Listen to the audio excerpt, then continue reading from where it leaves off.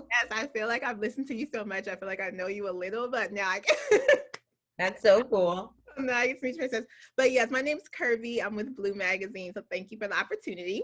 I'm on Blue Magazine. I love Blue Magazine. You Yes, know, people over there. yes, I love it. How are you doing? Good. I'm over here at this conference, Charles. Really It's good, but I'm excited to good. connect. Yes, me too. Me too. I mean, first, I just want to ask, I feel like you're doing so many like different things. Just walk me through like what does your day consist of? How are you able to balance all the moving pieces? I'm just want to jump in. That's your doing. Yeah, no, yes. I am working on, we're still in production for More Than That this season. So we're Yeah. on episode 5, like that's airing or 6, I think that's airing this week. So like midway through. So that's demanding. We have shoot days. Then I'm working with Amazon Music on an R&B rotation station that's coming out soon. And then I work on a lot of different like week to week like projects like with Exo Nicole or Essence or different branded content things. So it's really about like managing the incoming asks, seeing what's realistic, seeing what I really want to do. Right. I'm definitely at the place in my career now where I'm like, I'm not gonna do it. Yes. Or I don't have time to do it. Like now it's also becoming okay, like let's get these dates on the schedule now, because if not, I'm gonna move forward with what Right. I have to do. Right. So I think, yeah, those are the biggest things. When I look at like my week to week, thankfully I have my assistant Raven, who is literally the best. She's the reason why I do anything, because at this point I'm like, girl, I didn't even see that email. What did happen? Yes, for a good team. Yeah, so Raven is my girl, and so me and my assistant make our weekly calls like really like, let's check in on the spreadsheet. We have a spreadsheet that like just has all of my projects in the pipelines, and we just do our absolute best to stay on schedule with things. Like things can change and happen, but like if it's up to us, we ain't changing nothing. So it's one of those things where you kind of just have to be able to pivot like in the real time. Like if something happens and you're there and you need to be here, like booking a flight, I'm one for a booking flight. Like, so you just kind of have to be ready for each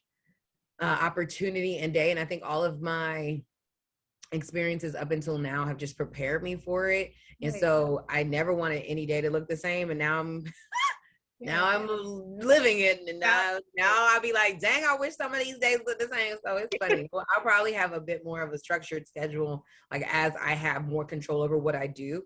But yeah, it's definitely like a day to day, week to week. What's on task for today? What's absolutely needs to move forward today? What can we push till after this recording? It's definitely one of those things where I have to be mindful of like I am one person. I cannot be everywhere all the time. Right. And then also be mindful of like, there are real opportunities that I really want to be a part of. So making it work when I can, and moving that way. What I want to speak to you, you brought up like past experiences. I've read how you were managing like so many different things, even earlier in your career, from working with the Wizards to Ebro to Essence, all those different things like at the same time. So tell me what that's been like developing your balance. Like you seem like someone who is obviously a hard worker. So how is it balancing like, okay, I'm going to make sure my work ethic is where it's supposed to be, but at the same time, I make time for, of course, family or friends or just that alone time. How are you intentional about that? I've had to become more intentional about it, especially now that my schedule is just demanding. Back in the day, it was like I was working under Ebro at Hot 97 as the managing editor for blameebro.com, but it was still like Ebro's website. I was working at Essence Fest, and I was working at Essence as an associate or junior editor for EssenceFest.com, but it was still Essence's Essence Fest. I was working as an interview host for the Washington Wizards, but it was still, that was my most demanding job, because that was actually me. Like I was on camera. That's the thing. So I had to learn. So every new level has demanded like more in a new intentionality, because back then it's not that the responsibilities weren't as real, but they were, but they just weren't as heavy on like my everyday to day. Like someone would dole out, I was the person that was being given a task. I was the delegatee, and Right. I was getting tasks done and get back to like what I really want to do. Now it's like, oh, I am delegating the task because I have so much to do. So now I have to be more mindful, and I have to look at it as more of like the CEO of my life and the CEO of my brand, and realizing that like if I'm doing too much, like shoot days take everything out of me. So I probably won't get to an email that day. So I count on Raven to answer those emails. Like when days get absolutely insane, it's one of those things where you have to balance it. So I have learned now, one, to take time to schedule breaks. So I'm really big on like, okay, when does this wrap? What are the dates? So then between time, I can schedule some time to go home. Or if I'm really homesick, I'll just book a flight. I'm not the type, I'm a last minute flight booker at all times. I do my absolute best to be there with my family and friends whenever I can. And like seeing them matters to me. And FaceTime is incredible, but it's not always enough. So like I will take all my equipment with me and do what I got to do from DC if I need, a week at home, or if I need to be on the East Coast for, different opportunities. I love that for a lot of the projects that I do, if either we're on set for a specific amount of time, or I can use my virtual world to be where I need to be after work is done. And so I'm really big on, my brain is so strategic now. It's crazy. I can think through a whole plan in 5 minutes. And just because how much I've done, I can, if I know that if I wake up early in the morning, I'm probably gonna order if it's a super crazy day, I'll order a coffee, and then I'll, make sure that like my laptops are charging, that my like everything I need for the day is charging, that like did I do if there's a red carpet, renting a dress from Rent the Runway or pulling something for myself, like that. But I do want to grow my team, so that isn't so much like, I realize now why teams are important, because your brain cannot function. It's just not okay for your brain to have that many tabs open at once. So I'm learning now how to create teams and how to ask for help. And it's been a vulnerable thing, because you also it is you, like even if something goes wrong and somebody does something wrong, it is on you at the end of the day. So it's vulnerable to share and delegate, but at the end, but also if you are not, you will not do anything well, because you're always focused on a billion things. So I'm learning how to be more intentional about balancing. And then I'm also learning about, like, I have to go hard as with my personal life too. So when I'm not working, I shut it down, and I don't feel guilty about it. I'm like, nope, didn't see the email, so sorry. Yes, power. There's power in that. There's a lot of talk now about like, and I know, you interned a lot like before. So there's a lot of conversation about like, if there's an internship or maybe even like an entry level job or different position like that, it's like, look, I'm not taking it unless it's a certain salary or a certain pay. And there's an argument on both sides. And it's interesting because I can kind of understand both. So I would love to hear your opinion on that, because obviously you're a CEO now, but you've done a bunch of internships before early in your career. So what's your thought process on that? Do you think we should kind of come in like, hey, no, this is what I demand? Or do you think, hey, sometimes that experience can be beneficial? Because I can't really pick a side. I see both. So there's definitely, I think there are things that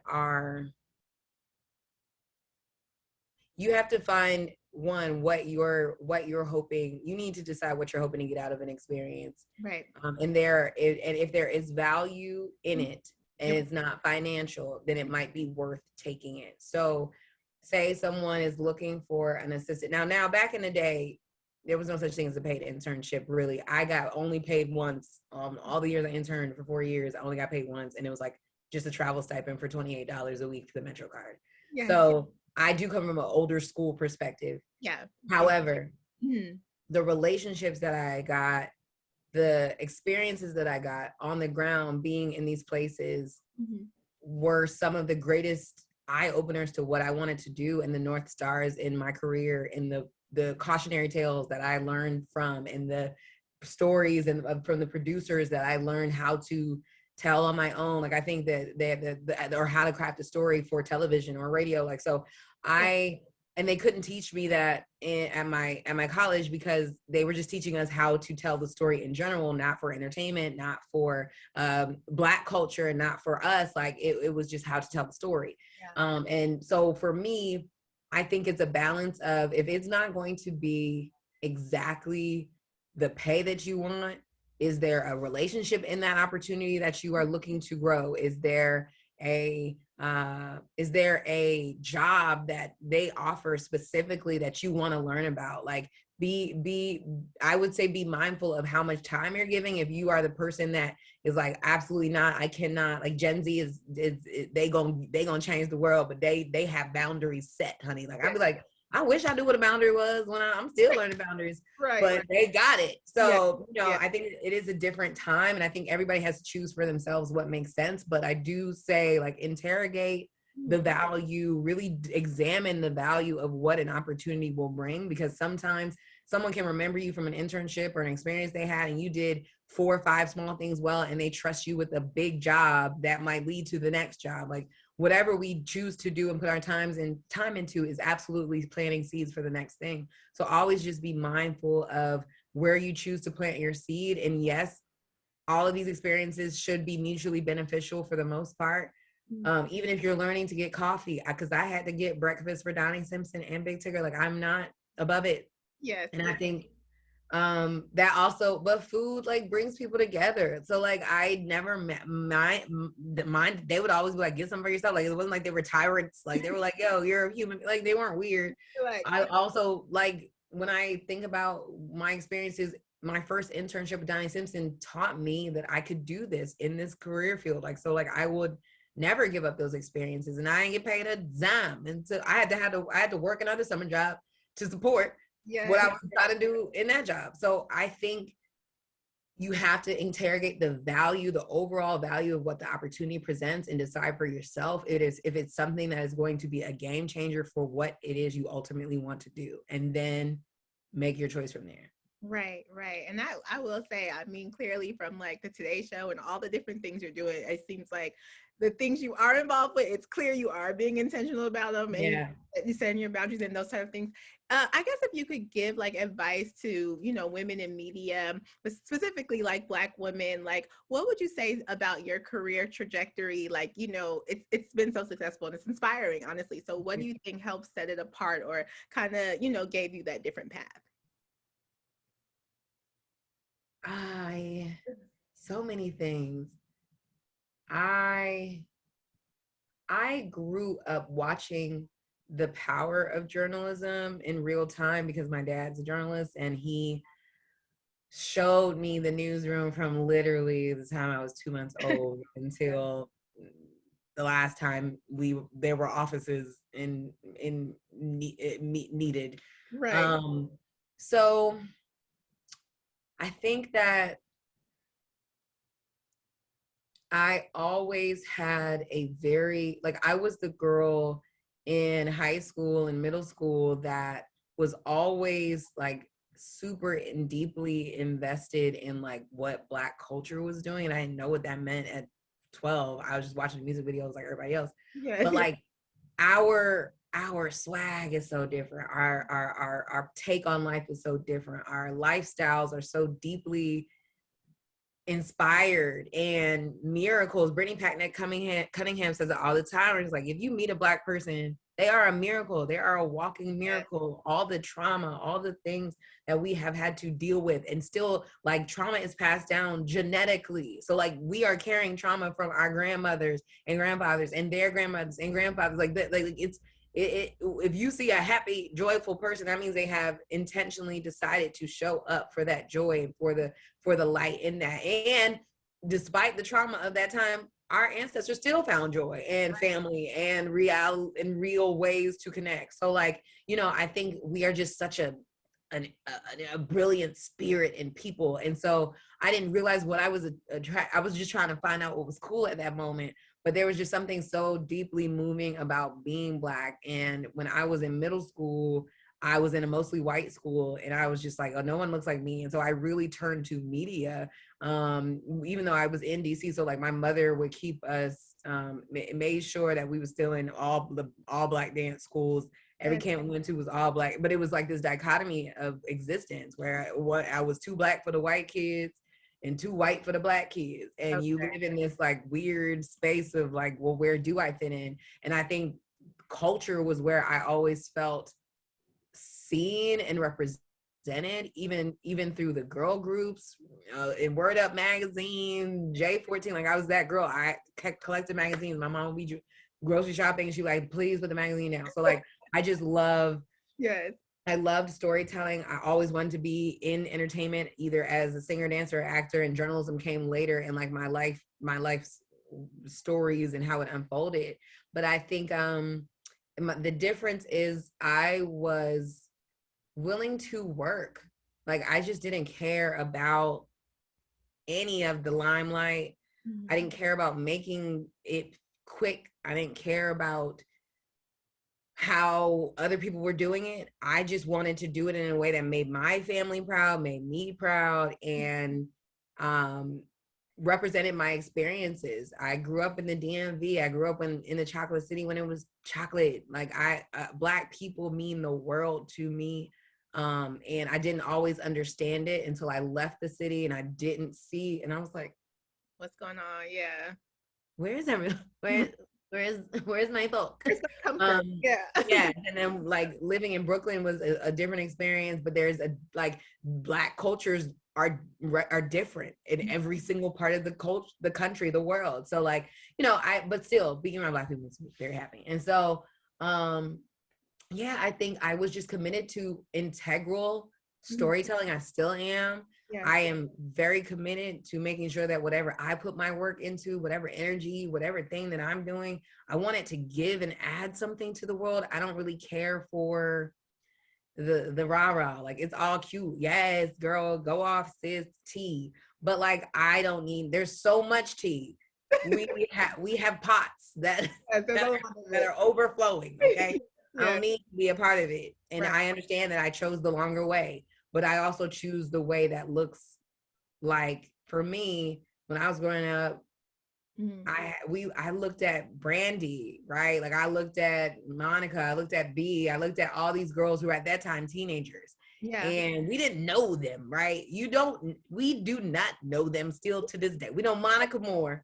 Yeah. But B and Brandy have kept the mystique of like, y'all don't get what I give you in this work. And they do better because that's what music demands of people today, is like they want all that.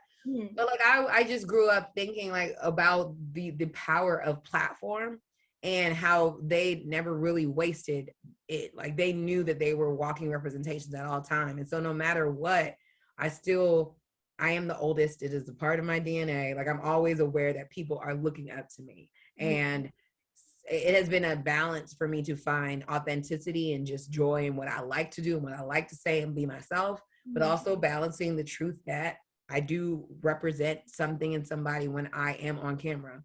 Yeah. So always, as Dr. Maya Angelou always says, I come as one, but I stand as 10,000. Like we have so many people on our shoulders. And so for me, yeah, I think I chose that path because of who I was inspired by. Even at a young age, I always knew that there was just a bigger purpose. Okay. And so I never really see it as just me showing up. I know I'm showing up for something that's much bigger than me. I love that. I love that so much. It's you mentioned that some of the people you're inspired by. You got to know how you feel about Debbie Allen. So what was it like knowing her, growing up with her? And also I have to ask, is singing and dancing something you still see in your future too? Like really? Yeah, as part of your absolutely. Okay. Yes to singing and dancing. Yes. And acting.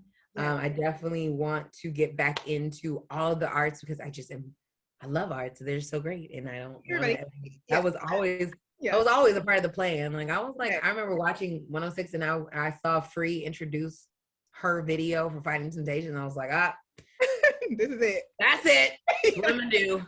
Yes, I'm yes. gonna just figure it out. And even though Free's journey looks so different from mine, I just remember being like, she was one of the first people to be like, I'm not in a box. I'm gonna introduce my own video, go back to work. See y'all. Yeah. Me and Missy work together. Yep, I rap. And even though I feel like the times stifled the fullness of all the gifts that Free had, because I would still love to hear a Free album. Too, And yeah. even I loved Angie Martinez rapping. I know she said she don't like to rap, but I was like, yo, if I could go, Contigo was lit. Yes. Lady Night was lit. Angie, Yes. don't do me, okay? Yes, She it was made good. me like turn it off. Yeah. And so I think that there's I think that there is a yeah, there's such a beauty in all gifts. I really don't want to get to heaven and God be like, hey, I gotta send you back down because you ain't used the gifts I gave you. What you doing here? You ain't done.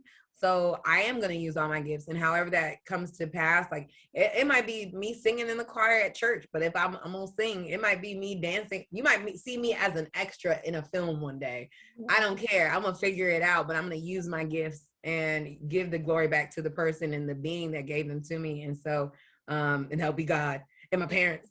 And so yeah, growing up with that always in mind was a huge thing. And so, and then growing up, my sister and I studied at the Debbie Allen Dance Academy summer intensives for 4 summers for me, and I think my sister went back for a 5th.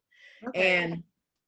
And it was wild to experience Debbie. Like Debbie Allen is so vast. She's like the ocean, literally. Like you just experience this person who is this deep well of energy, who just brings all these things to the space, and you can't leave the room without feeling her presence. You cannot leave the room without feeling her affirmation. Her very presence was an affirmation that not only could you make it, you should make it, you should try, you should fearlessly show up, because who are you not to? Like she would make you feel dumb. Like not, she would never say that, never. But like you would feel like she'd be like, why are you not? Why are you in the back? What are you doing? Like she would find you, right? And so while like me and Debbie ain't best friends, I like that, you know, I never want people to think that like I could not call Debbie out. But she is the blueprint because she made it so much of her mission to break down every barrier. And like once she broke down the wall and opened the door, she left them things open for hundreds of students and kids and actors and talented human beings who were Black, who run through, and white. But she made it open, right? And she didn't just like do that as a director who hired other Black women directors or let other white women direct on Grey's Anatomy. Like she didn't do it like that. She went back and created a whole school that has been open for like a decade and more. So when I say like it changed my life and affirmed that entertainment was not so far away, because growing up in DC, especially at the time, wasn't no entertainment, it was politics. It was Black people, but it was Black people with good government jobs. Now they were and they were lawyers and doctors and dentists, and they were also people struggling with substance abuse in the 90s, and you know, like it was you had the gamut of the Black experience. It was the full spectrum in the city that I was always exposed to all of it. Like literally my mom's dental office was down the block from a halfway house. Right. So like we had Uncle Cowboy and them. We thought I ain't know he was struggling with drug abuse at all, because he was kind and he used to watch us when we walked across the street to the corner store. So like it was a thing for me. But at the end of the day, I think growing up and just having, when I did finally go to LA for those summers, it affirmed that a career in entertainment was possible. It was viable. I was capable of doing it.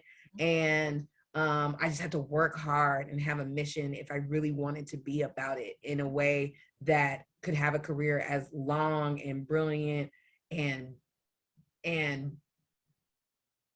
fruitful in many ways as Debbie Allen. Yes, and thank you so much for the interview you did of her. It was so inspiring. I was like, I wow, 'cause I feel like she was really opening up. I was like, I didn't know some of this stuff. Like, it was just really interesting. So, Yes, like when she says stuff to me, because I know she knows who I am. I don't know if I go up to her. Every time I go up to her, I still say, I went to Dada. And she's like, oh, my bad. Oh, yes, I remember you. But I mean, Debbie Allen meets probably 300 people per day. So I'm never going to hold anybody to that. Like, you ain't remember and forget that. You remembered me when it mattered. And when I had like that conversation with her on my first episode of my own podcast that had nothing to do with anybody else, just the stories I want to tell. It meant the world to me. I was sitting there like just trying not to cry the whole time, just watching her. Like, yes, you really did it. You're doing it. Full circle moments. Like, full circle. Yes. Share some of those other moments with me. What are some moments in your career? I know we're getting down on time, so share some of those other moments that were really like, because I just feel like, okay, you're an intern, I'm working to get to where you are. Like, that's a moment to celebrate and be happy. Do you ever look back at your career and have moments where I'm like, this moment was really special for me, or this moment I was emotional, or shit? Can you share some of those moments with me? Yeah, I have so many full circle moments all the time now. It's beautiful and I love it. Yes. I think the biggest one that kind of makes sense for why we are talking about is more than that is my podcast and radio show that is through Urban One and Densu and 1X Studios and my first internships were in radio, and so I remember watching the board ops program, the commercials that were coming up for the next hour with the songs. I remember watching the people record shows, and I remember watching Donnie and Tigger and Danella and Free at some point, like record and host shows. Oh, I can't wait to do that one day. I can't wait till my voice is on the radio one day. I remember driving around the radio and hearing people's commercials, be like, wow, I was in the room when Donnie recorded that. He did it on a commercial break. It was like, what's the next script? What's up? Give me the 5. Let's go. All right, back to you. Like, and I'm going home. Like, I was like, I remember that. Wow, it's just national radio now. And one of the greatest there are a lot of great reasons why I'm so happy to be the voice of this show, and one of the co-EPs of it is there's many reasons, but I think one of my favorite reasons that is full circle is that I started in radio, and one of the main missions of Densu putting this show on radio is so they could get more money back into Black owned radio. So we are on 106 markets. And as a person who started in radio and hearing my voice on radio is insane. Hearing this show on radio, and then also that it helps sustain Black owned radio, that Black owned radio and Black owned television and all these legacy places that were the original places that Black people could feel seen and heard, the local radio stations where you would turn on, your mama would work out to in you know, on the weekends, or when y'all would drive and there was no such thing as an iPod or an aux cord, and y'all would listen to the radio and it was your local DJ talking about, hey, tonight we going to the so and so and so and so, and tomorrow come out for the family cookout. Like that. That's how we built communities. That's how we sustain each other. So now to be able to put that back into that my voice is a part of a project that actually puts that back into our legacy radio places that created community and cultivated community for us for so many years. It is a full circle moment that I'm deeply proud of and grateful for, because you know, I was the intern that was helping to get the scripts for these, you know, commercials to be read, and now I hear my own voice not only in DC and Maryland, where my mom and aunts call me, I heard you today, but my aunts and call me, aunts and cousins call me from North Carolina or DM me like, girl, I heard you today. In New York at High 97, where I used to work with Ebro, they were like, yo, I heard you today. Like, it's just in every single part of my career has come back to, oh my God, you were the intern. I hear you now. Like, that's incredible. Yes, congratulations. That is so amazing. It is, and it's like and it's just an enjoyable show. You know how you put it on a podcast, like, oh, I'm cleaning up, I'm doing something, and then you're like, wow, I'm 4 or 5 episodes in now. So, yes, right. Yeah, you're like, hold up. And I love that the show is 20 minutes. Now I want us to do some extended cuts because the interviews be so good. Yes, I heard that. I'm trying to work with the team. We praying on it, but I think that I think that what it does more than that is really special because it introduces all of these new topics that we're talking about as a community, as a world, as a human race, that that that a lot of us like don't really know about. Like we know about it. Like they talk about on the news. Yeah, climate change.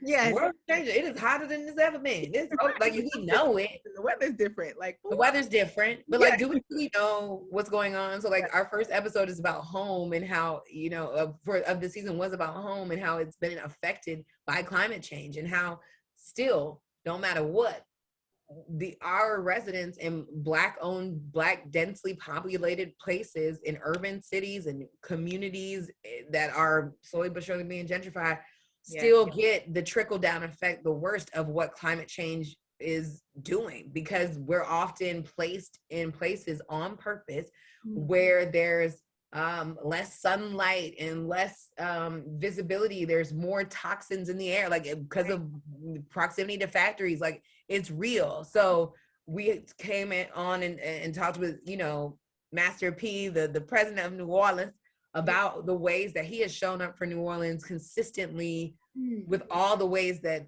that city is especially affected by climate change and hurricanes and all the things that are happening more. And then we talked to an environmental educator by the name of Gringo Leah, who was able to speak us through the science of why the world is changing, why this looks different. And so we always bring it in a way that's like real to who we are. Home matters to all of us. The safety of our environment and our home and what our families grow up in matters to all of us.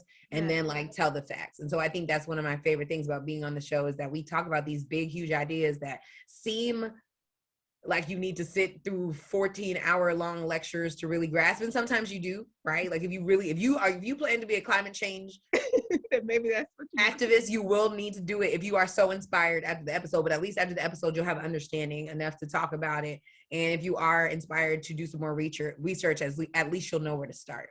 Yes, I love that. And there's so many different topics that we need to learn more about, but sometimes it's hard to until it's not like, I don't know, humanized. And it's like, okay, this makes more sense. I understand it now. Because I'm not gonna lie, for a long time, climate change was just kind of one of those words I heard and I knew it was bad. And maybe I should know a lot more than that. But the more I hear stories like, you know, like you were saying, Green Girl Leah and stuff, it's like, oh no, how can I help? But yes, what can I do? Yes, like what can I do? But we need those conversations, and from people like you that we understand and connect with. You know what I mean? So it means a lot. But I guess the last question I'll ask is because this is for our Women's History Month issue. So I guess, of course, what a piece of advice would you give for that little Black girl who would love to be you, who would love to follow in your footsteps? And I know there's a lot of things, from being a woman in media to being a Black woman in media. I didn't even dive into unequal pay because I'm not trying to take too much time, but that's a whole other situation. There's so many different things.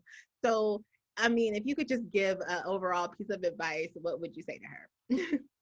One, I do want to talk about unequal pay, because that's that's the biggest thing ever. Because you know, the wildest part about unequal pay is that women do the same jobs as men. And yet y'all think that Sally Mae doesn't call me, or like that my bills are just lighter for some reason. Like how are my bills lighter? Yes. All these bills are just as heavy, honey. So like I don't understand what y'all are saying to me. Right. Other than you just don't care about how my lifestyle is. Right. And so every time we have power to negotiate for a bit more, to ask our coworkers, our male coworkers who are down, yo, what are you making on this project? Shout out to all the men that I've worked with, including Rodney Rakai, who I was the co-host with for Washington Wizards for 4 seasons, and all of the incredible men I have worked with in my career, Mark Lamont Hill, all of them, Jimmy Pond, all of them who have said, hey, you know, this is what I'm getting. Just want to make sure you good. Like, that's literally life changing. And the women who do that too, like Brittany Packnett Cunningham was originally supposed to host more than that, and she was working on so many projects she just could not do it, and she's like, I really want you to do it. And so like even the paying it forward of the sisterhood in this world matters so much. But it is mind-boggling to me to think that there are people and institutions that still practice that women are not the heads of households in a lot of situations. Women are the heads of households in a lot of situations. And so the more that you feed and pour into the women that are holding your company together, the women that are the reason why your company made the top of the Fortune 500 list, the reason why your sales and revenues doubled because of the woman in that room, the reason why that ad didn't run because that Black woman said that is not going to connect well, you should pay her, and you should doubly pay her for all of the ways that she consistently has to show up in this world, but especially in business. And so I'm definitely a huge fan of fighting and saying what you deserve, and figuring out which battle to fight. If this is not the battle, walk away. It'll be other opportunities. And if you do have the power to change something, leave. Change something so the person behind you will not have to do it. And so yes, that's I love that question. But okay, back to, you said, what advice would I have for the little girl? Sorry, I knew I'd that one. I think, one, I would tell any person that wants to come into media that it is not an easy journey. It is especially entertainment media. All of entertainment is very much like wanting to be a rapper. Like it's choice, time, opportunity, luck, all those things, faith, perseverance. It's all those things. And your job is even harder as a journalist, because while people are staying at events and hanging out and being artists and being cool, you got to go home and transcribe and write the story and edit the interview and make the deadline. So always remember that storytelling is not an easy thing. I hope that people don't think that, any part of anybody's journey in entertainment has been easy, but especially not the storyteller, who has to both be in the experience and of the side of on the outside of the experience at the same time. And so I definitely think that's a big part. And I will also tell her, what's for you will absolutely come to pass. There is this weird thing that happens when we learn that other people do what we do. That there are other people that will have the same dreams, and they might even be from the same places, and we start to either doubt or shrink back because we think there can't be more than one.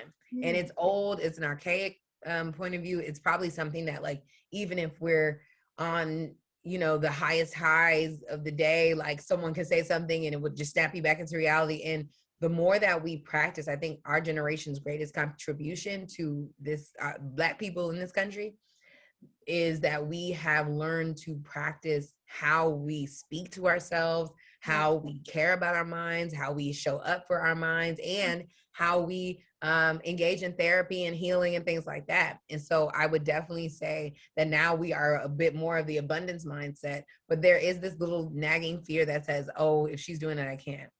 What's for you is never, ever going to miss you. It was already divinely orchestrated for you to get it. It might not happen in your time. It might not happen in the way that you think it'll happen. It might not even be anything like the dream that you thought it was going to be.